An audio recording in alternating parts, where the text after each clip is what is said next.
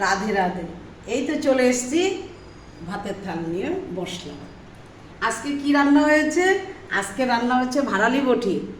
হ্যাঁ, নবদ্বীপে মহাপ্রভুর জায়গা, এখানে কলার মোচা, ভাড়ালি মানে কলার মোচা আর হলো ভাড়ালি।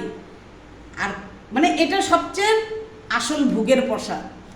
কারকল ভাজা করেছি, ভাড়ালি বটি করেছি, আর করেছি কুমড়োর বটি।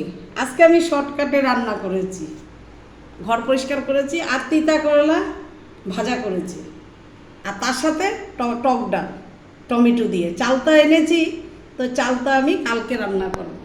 আজকে তো শুক্রবার, সেই জন্য আর রান্না করলাম না।